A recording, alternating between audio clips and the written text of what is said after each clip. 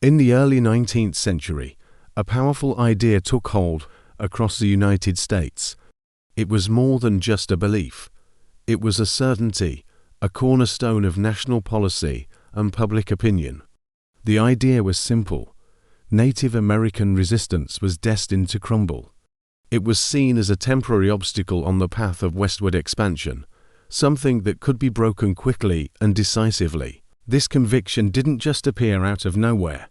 It was forged in the fires of earlier conflicts. American leaders, both in politics and the military, looked at past victories and drew a seemingly obvious conclusion. When faced with the overwhelming force of the United States, its superior numbers, its advanced firearms, its vast resources, indigenous nations, they believed, would always, eventually, submit. It was a matter of when, not if. You could hear this sentiment echoed everywhere. Government officials in Washington spoke of it with confidence in their reports. Army officers on the frontier planned their campaigns around it. Newspaper editors in bustling cities wrote editorials reinforcing it. The message was consistent and clear. Tribal resistance was a fleeting problem. It was temporary, unsustainable, and doomed to fail. This wasn't just casual talk. It was embedded in official military doctrine. The thinking at West Point and in field manuals was that so-called savage tribes, as they were offensively labeled, simply lacked the fundamental building blocks for a real war.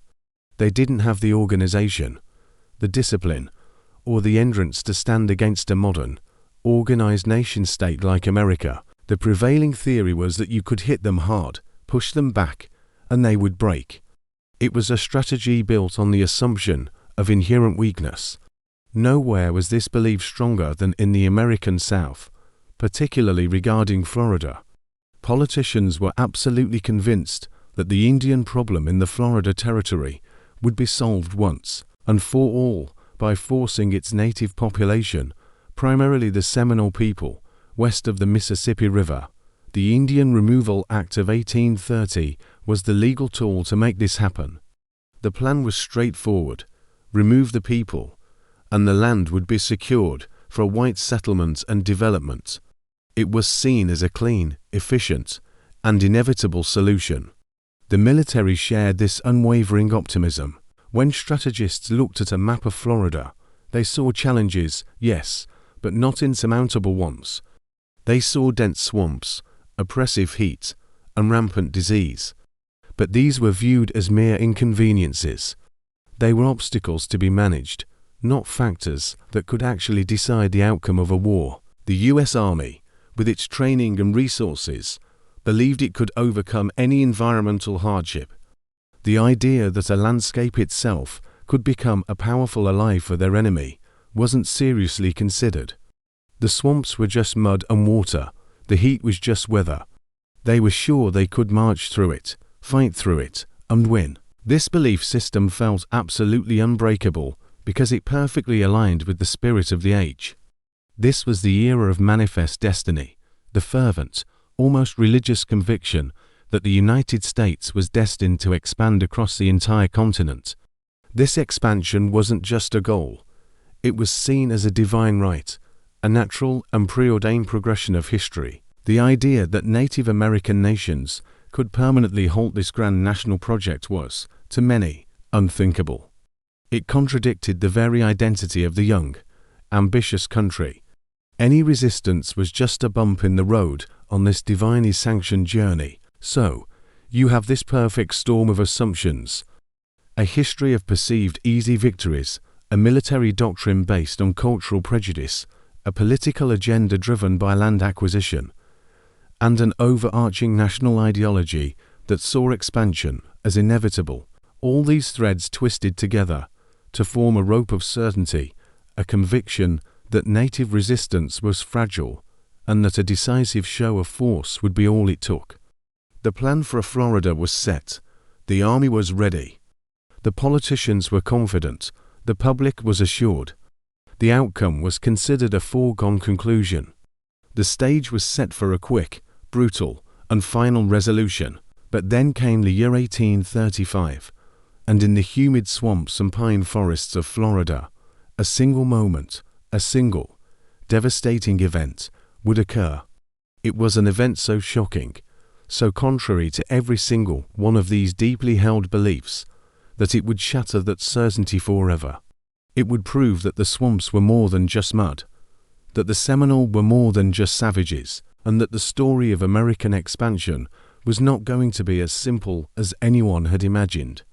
What happened in 1835 would signal the beginning of a long, brutal, and costly conflict that would challenge the very foundations of American military and political thought. It would become the longest and most expensive Indian War in United States history, and it all started with one violent, unexpected turn of events that no one in power saw coming. The unbreakable belief was about to break. Imagine stepping back in time, into the Florida of the 1830s.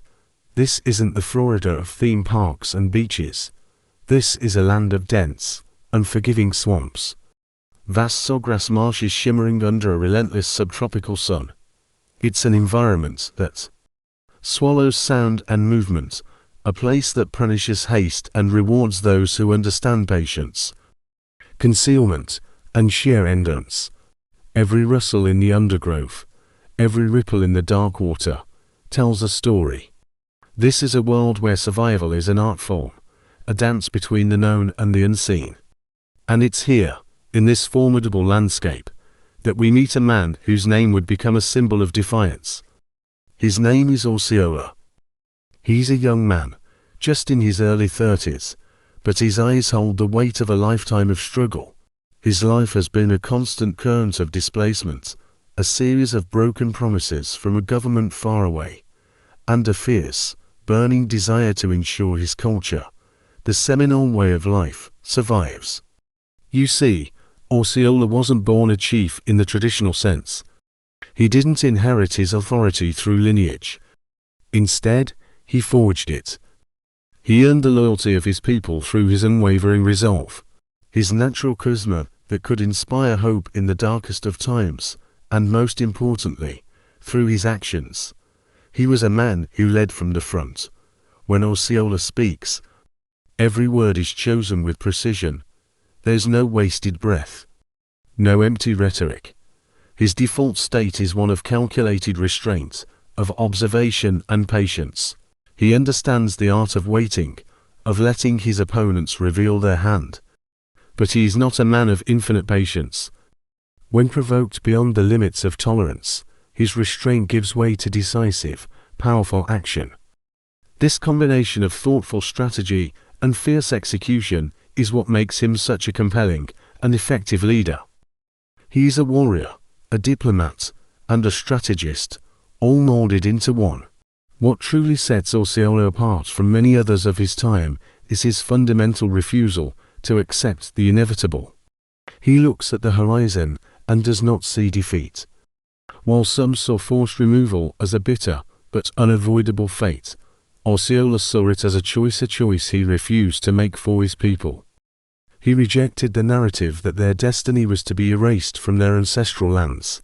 For him, Florida was not just a place to live, it was the very soul of the Seminole people, the ground that held the bones of their ancestors and the promise of their children's future. This land was non-negotiable. To understand Osceola's fight, you have to understand the immense pressure bearing down on his people. The conflict didn't just appear out of thin air. It grew from a piece of legislation passed in Washington, D.C., the Indian Removal Act of 1830. This law was a federal mandate demanding that the Seminole, along with other southeastern tribes, abandon their homelands entirely and move to designated territories west of the Mississippi River. It was a policy of ethnic cleansing, dressed up in legal language. It wasn't a negotiation. It was an ultimatum. Of course, there were treaties. Documents were signed, but under what conditions? Imagine being told that if you don't sign away your home, your family, and your entire way of life, an army will come and take it by force. That's not a treaty, that's coercion. Many of the Seminole leaders who put their names to these papers did so under duress, believing it was the only way to avoid immediate bloodshed.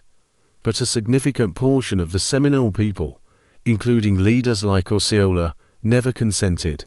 They argued, quite rightly, that a treaty signed by a few under threat could not possibly be binding for an entire nation. They saw the treaties for what they were, fraudulent documents designed to legalize theft. This is why this conflict, often called the Second Seminole War, matters so much in the grander story of America. It fundamentally challenged the arrogant assumption held by the U.S. government that the Indian Removal Act could be enforced cheaply and quickly. The politicians and generals in Washington expected a swift, clean operation. They believed the Seminole would see the overwhelming power of the United States military and simply fold. They underestimated the land, and more importantly, they underestimated the will of the people and the leadership of men like Osceola. The Seminole resistance turned what was supposed to be a simple removal into the longest, costliest, and deadliest war of Indian removal in United States history. You can almost feel the tension building in the humid air of the 1830s. The pressure mounts with each passing day. U.S. troops begin to arrive in Florida in ever-increasing numbers. They march in with polished boots and crisp uniforms, brimming with confidence, certain that their mere presence will be enough to make the savages see reason. They believe that resistance will crumble at the first show of force. The generals write letters back home promising a quick victory, a swift end to the Florida problem. They view the swamps and forests not as a home, but as an obstacle to be overcome, an enemy territory to be conquered. And in the face of this overwhelming military machine stands Osceola. Think about the impossible challenge he faces. He is not leading a modern army. He has no supply lines, no vast treasury, no factories producing weapons. His army is made up of hunters and farmers, men and women fighting to protect their families and their homes. They are armed with their intimate knowledge of the land, their courage, and their unshakable belief in their right to exist. Osceola must rally a divided people, outsmart trained generals, and fight a guerrilla war in one of the most difficult terrains on earth. He is confronting a nation that is not just trying to defeat his people in battle, but is determined to erase them from their world entirely. His is a fight not just for territory, but for memory, for identity, for survival itself. This is the story of a man who, when faced with the erasure of his people, chose to fight back, leaving a legacy of resistance that echoes through the ages. It is December 1835. You are standing with a column of United States soldiers, marching through the unfamiliar, humid terrain of central Florida. The destination is Fort King, but the journey itself feels like a battle. Men around you complain about the oppressive heat, their heavy wool uniforms soaked with sweat. They joke nervously about an enemy they can't see, a ghost in the dense landscape. But you understand something they don't. The Seminole do not fight in open fields like European armies. Their strength is not in numbers or formations, but in the land itself. For them, survival demands invisibility. The air grows thick with tension. You watch Major Francis Dade lead his 110 men down a narrow military road, a thin ribbon carved through a dense forest of pine and palmetto scrub. The walls of vegetation feel like they're closing in. You know, with a chilling certainty, that you are not alone. Osceola and his warriors have been tracking this column for miles, moving like shadows through the undergrowth, completely undetected. Their patience is a weapon, honed over generations. They are not just waiting for an opportunity. They are creating the perfect moment to strike. Every step the soldiers take is a step deeper into a meticulously planned trap. Then, a single shot cracks through the morning air, sharp and final. You see Major Dade fall from his horse, killed instantly. The sound is a signal, and the world erupts into chaos. The quiet forest transforms into a killing field. Musket smoke, thick and acrid, billows from the palmetto leaves, obscuring everything. Seminole warriors, perfectly concealed, unleash a devastating volley. You see soldiers spinning and falling, their blue uniforms turning dark with blood before they even hit the ground. They are firing at shadows, at smoke, at an enemy they cannot find. You count the agonizing minutes as volley after volley rips through the American ranks. The soldiers are disciplined, they are brave, but they are fighting an enemy playing by different rules. Their formations, designed for open field battles, are useless here. They become clusters of targets. Panic begins to spread like a fever. Commands are swallowed by the gunfire and the screams. Officers shout orders that no one can follow, trying to rally men who are being cut down where they stand. It's a complete breakdown of military order. You recognize the exact moment when all hope is lost. The few remaining wounded men, some crawling on their hands and knees, desperately try to build a small, triangular breastwork out of felled pine trees. It is a last, futile act of defiance. They know they are doomed. They are no longer soldiers fighting a battle. They are men simply trying to survive for a few more minutes. The firing continues, methodical and relentless, until the last defense is silenced. When the smoke finally begins to clear, the silence is more terrifying than the noise. You see the aftermath. Of the 110 men who marched down this road, only 3 will survive. More than 100 lie dead, a testament to a catastrophic failure of understanding. This isn't just a lost battle, it's the beginning of a long and brutal war. You follow the ghost of Osceola as he and his warriors continue their campaign. They don't seek large battles. Instead, they strike supply lines, ambush patrols, and attack isolated forts, melting back into the swamps and hammocks before a response can be mounted. Reports begin to filter in from the frontier, telling stories of entire units simply vanishing without a trace, swallowed by the wilderness. You understand that the environment itself is a weapon.